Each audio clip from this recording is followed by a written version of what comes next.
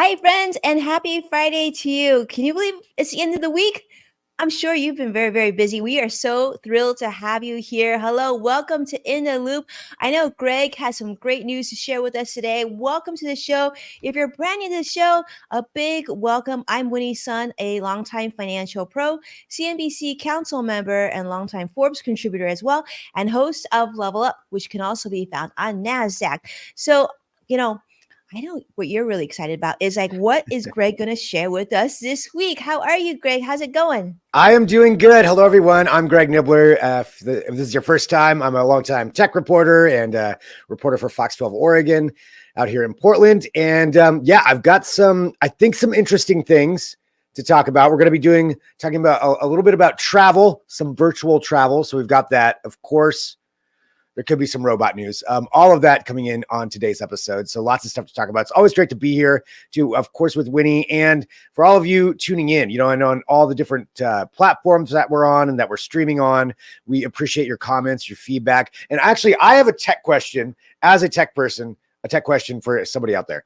If there's anybody that works for Blackmagic, in case anybody doesn't know, they make video components and cameras and things like that. I'm having an issue with my capture card and I cannot figure it out. So I am putting this out there. If somebody from Blackmagic can get a hold of me, that would be great. But that's it. Otherwise, my laptop cam's not too bad, but my regular setup's a little bit better. So putting that out there for help. But otherwise, doing pretty good. Winnie, I'm excited to be here with you, to be doing the show and everything we get to talk about. I know, Greg. Can you believe it's already Thanksgiving next week? The time is flying by. Are you ready? Like, are you going to be cooking? I'm just curious. I'm not, thankfully.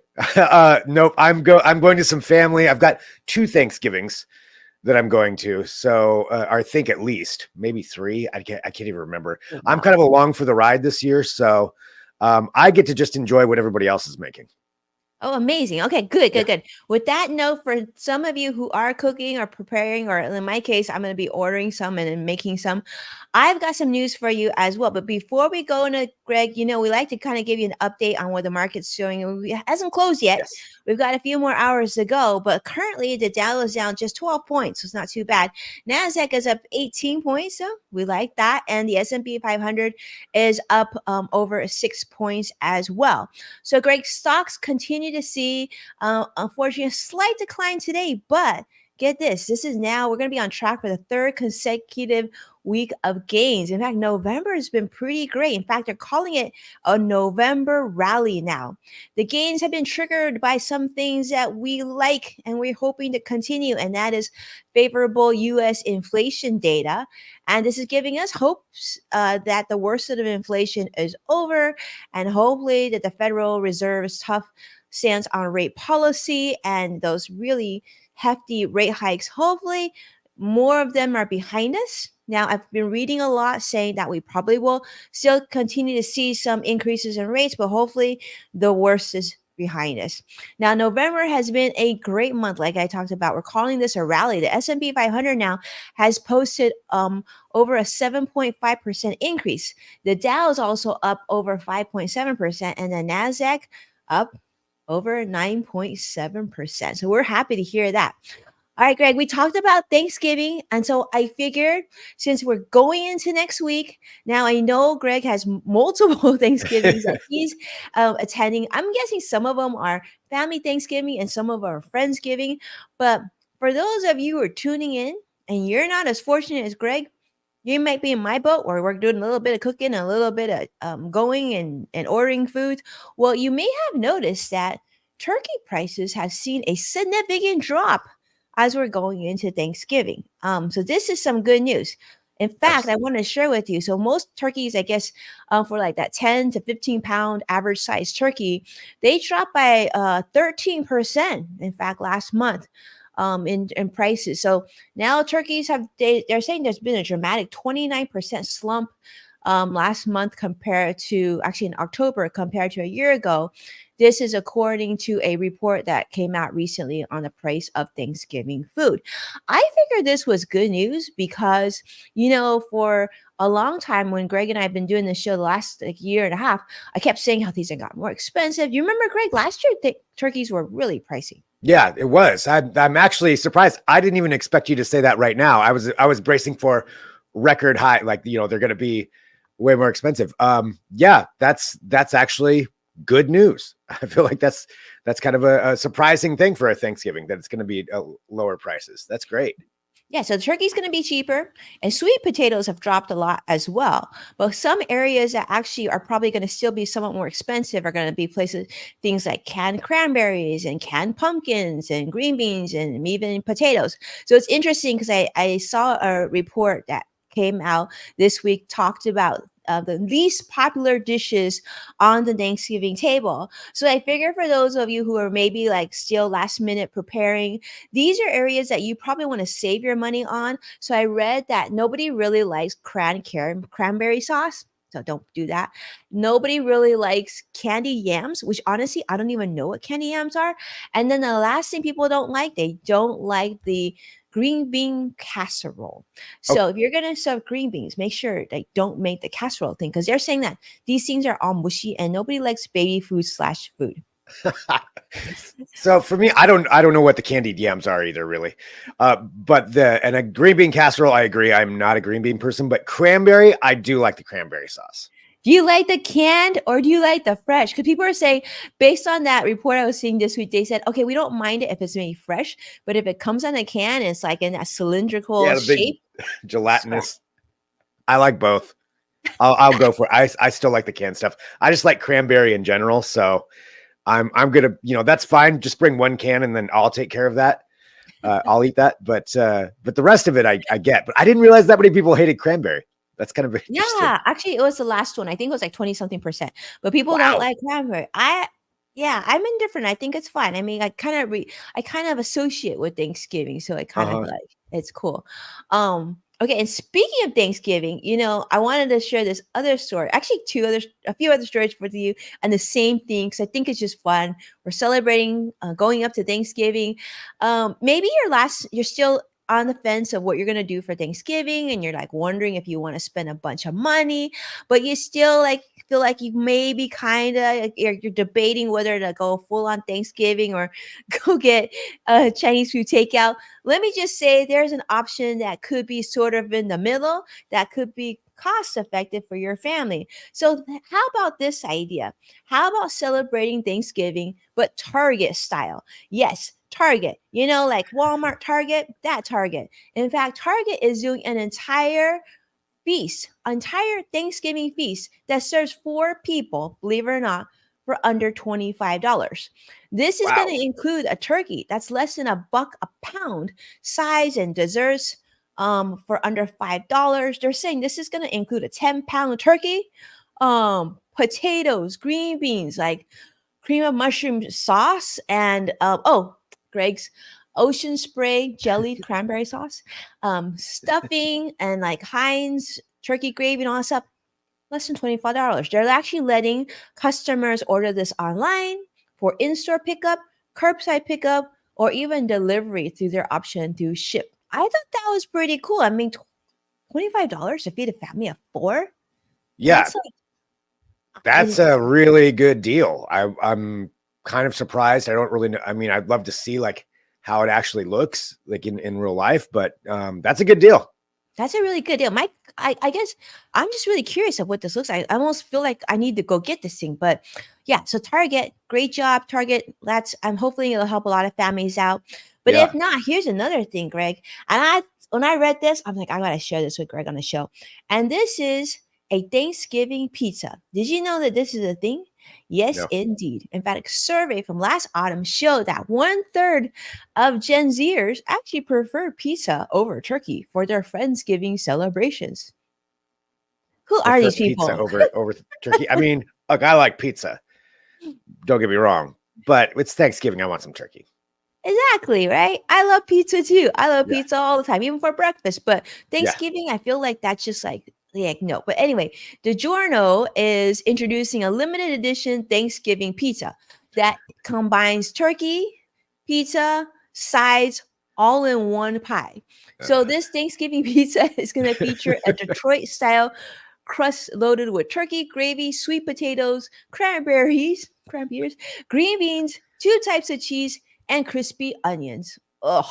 Um, sorry. Maybe it's delicious. Maybe it's delicious. You let me know what you think about this. But yeah, this pizza, I guess it's exclusively for sale on the Shop the Giorno website.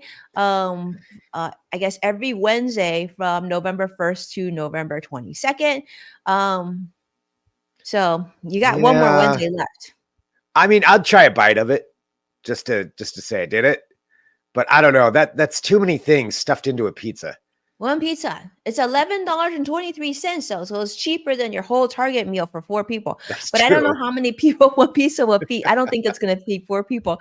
But yeah, so it's first come first serve. So I guess it's like this limited release. So maybe if you really want this turkey pizza, you're gonna be like on the computer on Wednesday waiting for it to pop on the screen. So I guess they previously like this is like the journal thing. They do like some interesting themed pizzas. They've done this thing called a cry pie, which is loaded with onions and other things like that. But yeah, that's Yeah. that's a thing there. I mean, Turkey I would is try it. decent. So if I feel somebody were to like we get this, should, yeah, I right? would try a bite of it. But I don't know. Green beans in again, that's my thing about green beans though. So I'm like, that might be enough to keep me out of Mushy this. green beans. See, green beans can be so good. For those of you who are watching, I'm curious to see how you feel about green beans because, like, like I will tell you, in an Asian household, we make green beans taste so amazing. It's like crazy. If you've ever gone to a Chinese restaurant, order green beans and like it'll blow your mind. It's so good. So then when I see this like canned green bean mush, I'm just like poor green beans are sacrificed in this dish. So See, and like, that's what I associate the green beans with too. Is the mushy canned yeah. stuff cooked something that's cooked really well into something that would be a little bit different. Yeah. Okay, well, I got one last story, and I'm going to throw the baton over to you, Okay. Greg. And I think this is a big one because I even saw an article about this on the front page of CNBC today. But this is a story that sort of been following, and this is, about tipping. And one of the things they said is DoorDash is going to have this new app screen that's going to warn customers here in the United States and also in parts of Canada that if you don't tip, you might get a delay in your food. And this is just going to be a thing. So, like, I mean, I think Ooh. tipping, you should tip. I think if, people are providing a service and dropping off your food, but like, that's part of the service that you're, doing. But some people just don't tip. And the other thing is they're saying is not just DoorDash's efforts to get people to tip to be able to give this money to their hardworking drivers, but I also read an article today saying that used to be you would tip for good service, and now they're saying that you tip just to get service because if you don't tip, you may get a worse experience of how your food is prepared, how it's brought to your table, and all this stuff now. So, Huh. yeah. I I mean, I also believe in tipping for service. Somebody's doing a job. I mean, and especially here, in the United States. I know in some other countries that's not how it works, but here that's what you do. You tip. But that seems a little bit more like just extortion than it does anything else. Like, I mean, what they're threatening your food if you don't. So then do you have to keep like upping your tip to try to make sure that you get your food on time? I don't know. That seems a little bit. That seems off. Yeah, it is off now. A lot of times you'll be, even when you go order for pickup now and you're using services, they ask you whether or not you want to tip. So you can always wonder, like, what will it do if I don't tip? And Right. it's unfortunate that we have to think that way, but it used to be like if you got service, you would tip, and you got an extraordinary service, you would tip very, very generously. But Yeah. I guess from what I've been reading, that trend or that culture is shifting of like, well, if you don't, then we'll just give you less. Um, yeah. Yeah. I don't know. That seems kind of wrong. If you're ordering and you're paying for the food, you're paying for the delivery. yes, you should tip. But and then it's so how much do you tip? What's the amount? And then they're gonna hold your food from you. That seems weird. I don't know, but I see CrossX Fire joining us on YouTube Live, and so definitely curious to see his thoughts on these stories. But Greg, that's what I've got so far. That's sort of my like Thanksgiving roundup for you, giving something about turkey and then thinking about tipping. And on next week, I'm gonna definitely talk more about like Black Friday and how to capitalize on those holiday deals. But what do you have for us, Greg? Yeah, so I've got a few things, not necessarily Thanksgiving oriented, but the first one though is something that, as an Android user, as a person who uses Android phones, this is a big deal for us. So for you iPhone users who are used to seeing the green bubble of shame, as I've heard it called, pop up when somebody with an Android phone is texting you, that's going to be going away because Apple has finally agreed to support the universal system called RCS, which is basically it's a protocol for sending messages. And we don't have to get too far into it, but that is what Apple has refused to do for a very long time. And now they have said it's going to happen. They're going to start supporting it, which means the green bubble is going to go away. It's not only that, but also if you've ever noticed the big issue of sending photos or videos back and forth between iPhone and Android, a lot of times it's when Android tries to send it to iPhone. That issue should go away with this as well, because I've had this problem before, where you send something and then it gets scaled down. And that's because it's working on two different kinds of systems. That's going to fix this too. Apple is going to get rid of the green bubble of shame. That's the big news right there for me. But Greg, what does that mean? Like, because like when people set up a group text, and what happens is the person who comes from, if there's an Android user, all of a sudden it doesn't work on iMessage. Does it mean the green bubble is going away and this text will show up on iMessage, or is that still a conundrum? So it's a little bit up for debate on the iMessage thing, just how Apple is going to do that. So I'm looking here right now, and this just came out, so I'm still learning about it too. Group messaging could become platform agnostic, so it's possible that could go away as well. What it does mean, like, here's what RCS supports. Allows you to do 250,000 characters at once. It has all these different options on there. It's a much better texting platform. Will Apple allow that, for as far as the group thing? I don't know yet. I don't know when it comes to the iMessage part of it, but they can. It means that they're adopting the actual protocol that all Android phones use, and that they're joining the rest of the world outside of Apple in that aspect, so it can be supported. Whether Apple will let something like that happen, I don't know. Maybe they'll still keep some people out of specific group things that are just within Apple, but they can support it now. So if you have like a group text chain going, it's going to work. And if you're using iMessage for something like that, that can work. Cool. Yeah, well, it's good. I'm excited. This is a good thing. Yeah, I mean, includes texting. I know for all Apple users, they're like, all right, neat. For Android users, it's big. But it's a more secure profile. More secure way to send stuff as well. So it's basically the general story here is, how sometimes Apple doesn't work with Windows stuff and all of that, and you always have these battles between different platforms. This is something where everybody's saying like, all right, we'll all work together and it'll make it better for everybody. Cool. It's a good thing. We'll take it. All right, let's move on from that. Let's go in and talk about how about some robots? We'll switch it up. Let's talk about robots. So this is a new development in the creation of a robot hand. Now, we've had a lot of stories clearly on here about robots, and you're seeing it more and more, specifically in manufacturing situations. Amazon's using them. A lot of places are using them. This is something that could change up how those robots are actually, how they're actually handling things, how they're actually working with different things in the manufacturing plant. So this is coming from MIT. This is a 3D printed robotic hand.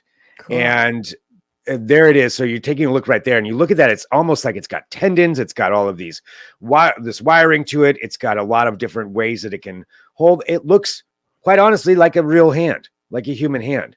And the reason this is such a big deal is it's from MIT. It's a company called Inkbit. It's a spin-off out of MIT, and it uses this 3D inkjet printing technique that lets them do this in a much more efficient, quicker way. And that's something that could really bring this kind of robotics into a more of a mass situation, a mass production situation, where you're going to see it more than just, taking a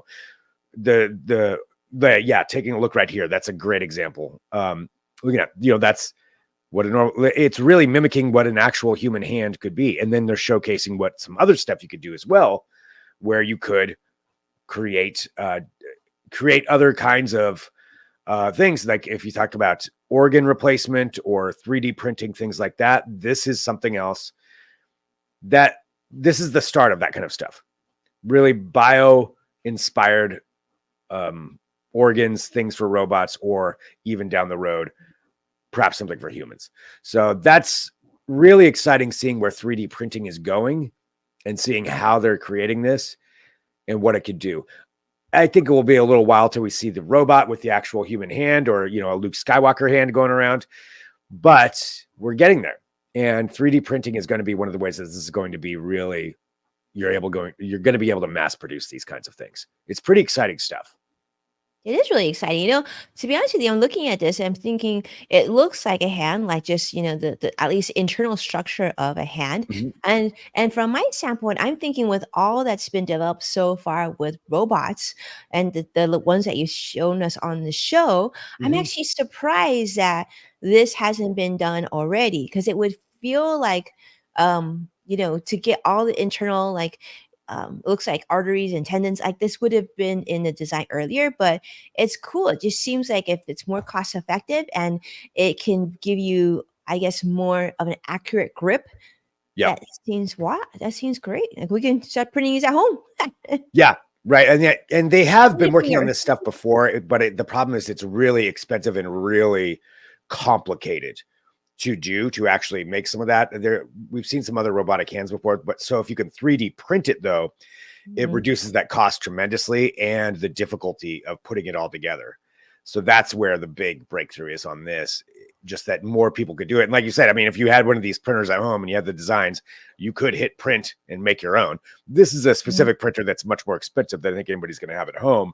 However, who knows, down the road, this is something that everybody might have in their home. This is it. I mean, remember when back in the day when the Apple computer was so expensive? I just want to say a quick welcome to Carlos joining us on YouTube Live and Francisco joining us on LinkedIn Live. Thank you so much Hello. for giving us a shout out and saying hello. It's great to see you both here. Thank you so much for making the time. This is really cool. Yeah, I mean, I give us a show of hands. How many out there watching have a 3D printer at home? Like I certainly do.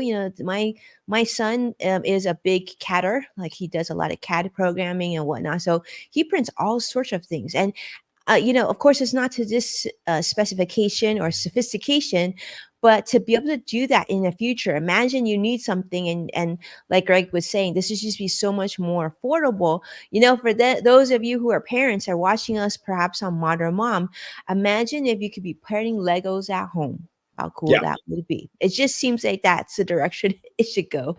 it is. I mean, and 3D printing feels like it's, at least as far as, home 3D printing, it was really big there for a while. Then I feel like when the pandemic hit, it kind of tailored off. Some people got them right at the beginning, but then it seems like it's kind of gone to the back burner. This is still going to be a really revolutionary technology for all of us. It's just taking a little bit longer to get out, but there will be a point where I believe, this is my prediction, that we will all have a 3D printer in our home that can print up a lot of the things, just ordinary things that we may not even, that we may go to the store for. You can just print it right there. You have custom parts for anything.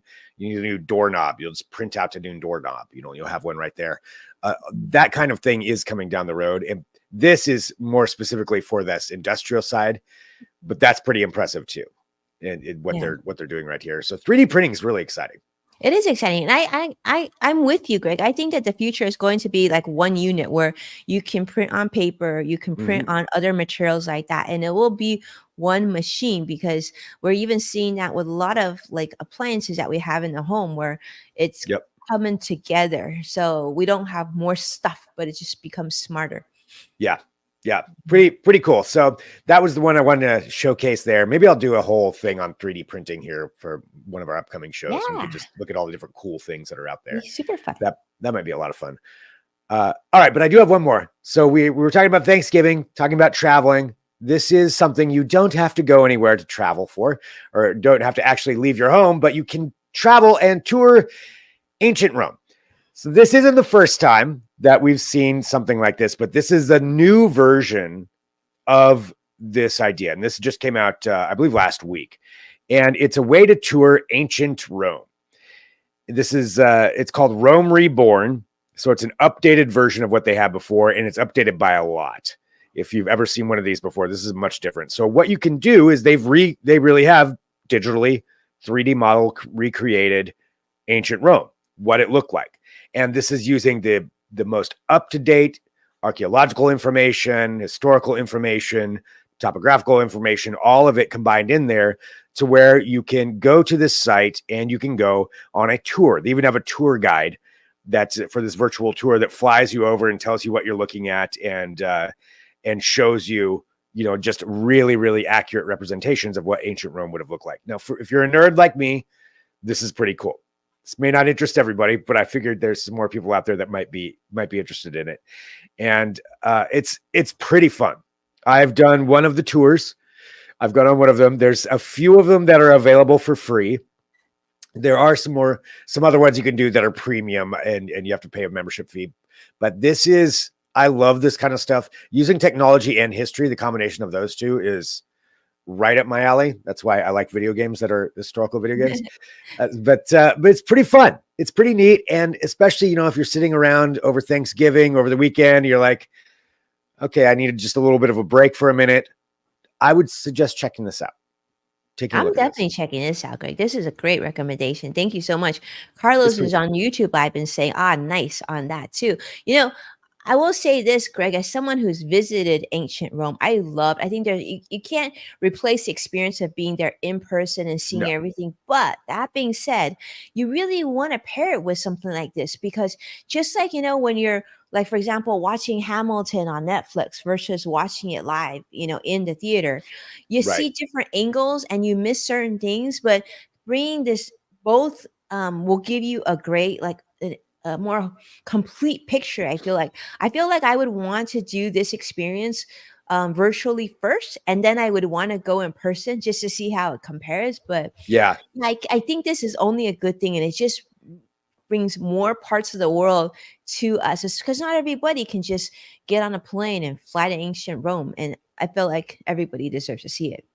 Right. And this is the recreation too of it in AD 320. So it's like you see that. And then, if you did this and then went to Rome and you compare the, what buildings are still there, which a lot of them are, and seeing the differences, it's pretty neat. It's pretty They fun. don't look complete like this anymore. Yeah. It won't look kind of like that. Very dusty and white there now. Yeah, exactly. They also have some other ones. So this is from a company called Flyover Zone, and they make educational software. They've got other virtual tours. You can do the Acropolis. You can do the Tomb of Ramses the Sixth in Egypt. So, and I've tried some of those other ones too. So there are other ones that you can go do like this, where they here's what it probably looked like, and yeah, it's pretty fun. It's pretty fun. If you're a history nerd, tech nerd, it's even not a nerd. I mean, it looks cool. Like if you like to travel, I think you'll love this. And I love the idea of going back in history. And they're right. It's very educational. This is something that my kids would, I don't know how much they would enjoy it. They probably would think it looks like a video game, but that's okay. Right. Now, if they could turn that, take all this, give that to a video game manufacturer. Oh, right. This is where, that's what I'm in. Okay. Light bulb moment right there, Greg Nibbler. I love it. But that's what I have for this week, and yeah, it'll probably be a little slow next week, but wanted to just share a few things that I found here. Yeah, absolutely. I mean, next week's Thanksgiving, so we're definitely not going to come to you next Friday because we're going to be spending time with our loved ones, and as I'm sure you are as well. And let's not forget the day after Thanksgiving, which is next Friday, is also Black Friday. So I think there'll be a whole bunch of stuff to take a look at there and make sure this is as your friendly financial person here. Plan ahead. Make sure keep a budget. Don't overspend. Yes. You deserve to keep your money in your pocket. You don't have to buy anything. Yeah, we want you to have a great life and not have to worry about money. So friends don't let friends get into debt for Black Friday. But Greg, yeah, it is wonderful to see you as always. I hope that you and your loved ones have an amazing happy Thanksgiving. And yes, I'm excited to catch up with you again, like I guess the week after. Yep, we'll do the week after. Very cool. Yeah, Well, sounds good. Yep, and happy Thanksgiving to you too and your family. And everybody out there. Really appreciate all of you, and it's always so much fun to be here. And we'll talk to you in a couple of weeks. Yes, and a big shout out to Joshua CrossX Fighter. Happy birthday, Yes. buddy! Next Oh, Friday. happy birthday! Woohoo! So Yeah, we got to celebrate you. Let us know what age you're turning. Happy, I guess you got Thanksgiving and you got birthday, got a lot to celebrate. We appreciate you being on the show. We appreciate all of you, and if you could do us a favor and share this show with someone that you Yes. care about, especially on social media, and tag at Greg Nibbler at Winnie's Son. And of course, as Greg always mentions, that if you have any stories that you think should be on our radar, definitely send them our way, direct message us or post it, write in comments below, and we'll see it and we'll certainly appreciate it. All right. Thank you Thanks, so much. everybody. Yes, everything Winnie just said, and we'll talk to you soon. Bye, everybody. Bye bye.